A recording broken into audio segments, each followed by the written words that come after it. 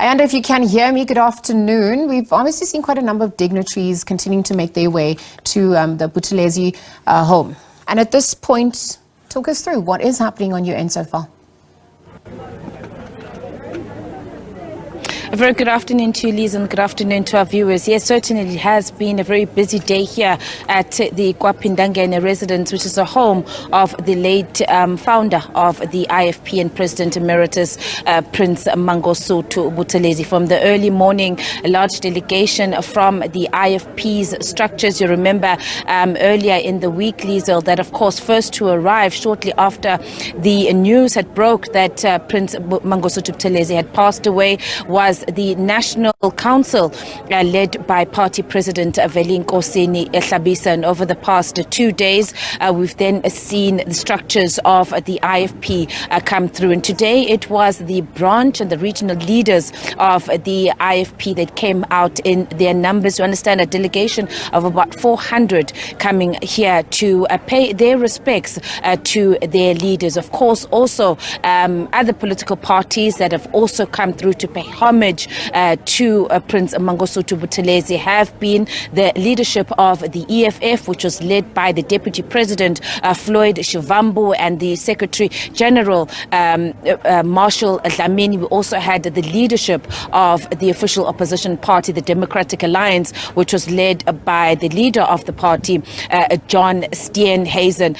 Both leaders, the EFF and the DA, of course, these are two parties that have worked very closely with the IFP over the years, both in Parliament and, of course, in the last couple of years, we've seen after the 2021 local government elections, in the coalition agreement, the parties, particularly the EFF and the DA, working with the IFP in various municipalities in Gauteng as well as the province of KwaZulu-Natal, and both bringing very strong and important messages that they brought to the party. And now I'm joined by my colleague Minoshni Pillay, who was listening in when these leaders delivered their messages of condolences to Mangosuthu Buthelezi family. And what stood out in their messaging, important messages that were brought by these two leaders. Let's firstly start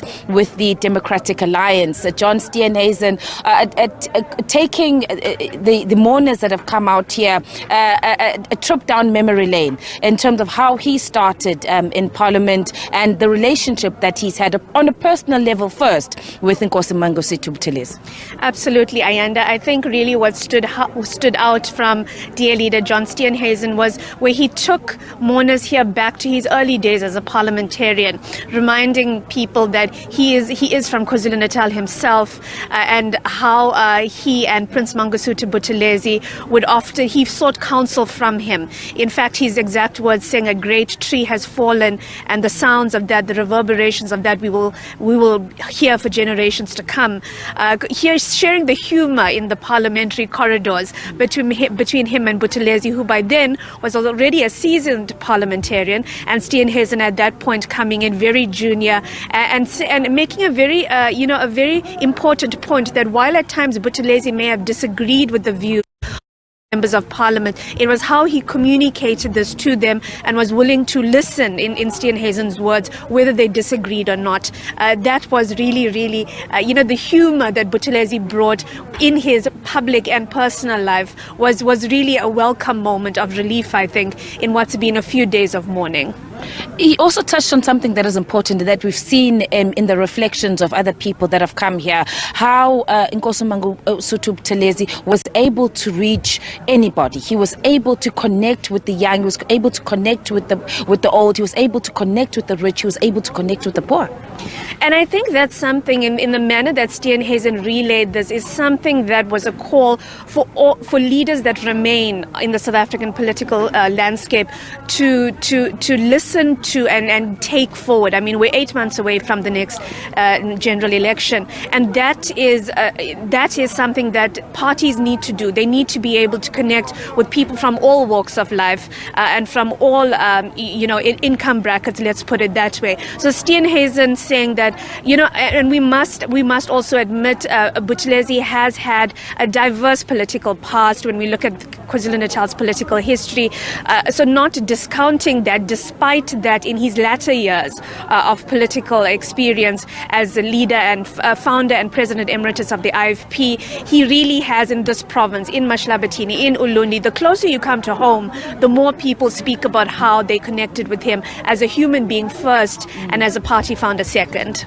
Then we move on to the leader of the EFF, Floyd Shivambu, lauding Prince Mangosuthu Buthelezi and the role that he played, saying that he's played a significant role in the liberation of this country, and also again saying that while the two parties may have not seen eye to eye on certain matters, but there was always this level of respect amongst the two parties. In fact, Floyd Shivambu saying that people might not know that the first meeting, the first bilateral meeting that the EFF had when it was formed was with the IFP, was with Prince Mangosuthu Buthelezi in Durban, and that was the start. They consulted with him when the party was formed, and that was the start of what has been a very long and at times tumultuous relationship, but they're saying that they certainly learned a great deal from him as an elder who would advise them many a times when they needed to seek advice from somebody with the experience that the prince had.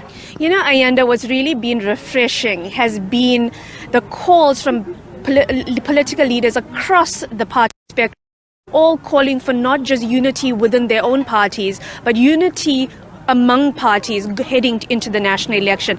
That emanated strongly from Shivambu today. In fact, he called on the leaders of the IFP and members of the IFP not to carefully consider the late Prince Mangosuthu Buthelezi's legacy and not to let this sad moment divide them. We know in recent months branches within or groups within the IFP, let's say, have called meetings, some of them questioning the current President Velinkonsi Shlabisa's leadership and the NEC of the party affirming that they remain committed to him as the leader. So, you know, for the EFF Deputy President Shivambu to call on his colleagues, let's call that, from another political party and say, remain strong, do not let this divide you, remain committed to his legacy, was absolutely refreshing, and I think very apt. You know, like Steenhuisen said, Buthelezi's passing comes at a very critical time in South Africa's history, probably what could be post-1994 our watershed election. For many sectors are saying that, and so these calls, let's just hope they remember the calls they are making today in the next 8 months. Yeah, certainly very important message there, as you're saying, with Floyd Shivambu, Minoshni, as you're saying, we're moving towards the election, and also them taking this opportunity, although they were here, and they made it clear that while they're here to pay homage to Prince Mangosuthu Buthelezi, to extend their condolences to the family, but also using this opportunity to speak out and reach out to South Africans, not only to members of the Floyd Shivambu saying that the next election is likely going to see the political dynamics, the political landscape in South Africa changing, and also reiterating the fact, saying that the IFP will no doubt play one of the most critical roles in the reconstruction of government, and calling on the IFP to remain steadfast in its position and in its ideals. Absolutely. I mean, we've seen in the recent by-elections in KwaZulu-Natal, the IFP has really gained momentum. The battle over Umhlathuze between the EFF and the IFP and that, broken coalition. So the IFP has made good ground going into next year's election. But like I say, these calls have been refreshing. They've been positive. I feel like they've given, on the ground, a message of hope to the IFP leadership that currently finds themselves perhaps a little bit lost in the passing of their president emeritus.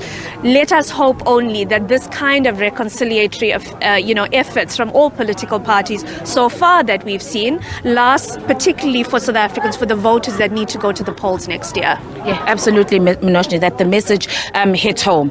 We're in a province that can get very volatile at times, and unfortunately, just in the build-up or in the last couple of weeks that we've been before the passing of Prince Mangosuthu Buthelezi, seeing the attacks on political party leaders here in the province, it was very concerning. And so this message that has come through from these political parties, very important in a province like KwaZulu-Natal, as Minoshni has been mentioning, the history of the province and the tensions and the violence and the conflicts that we've seen at times just before election. So, Liesel, that sums up the messaging, the very strong messages that have come from those two leaders, that being the Deputy President of the EFF, Floyd Shivambu, as well as the leader of the Democratic Alliance, John Steenhuisen. Of course, there have been other parties. AfriForum was also here. We also had, apart from political parties, we've also had AmaZulu Football Club,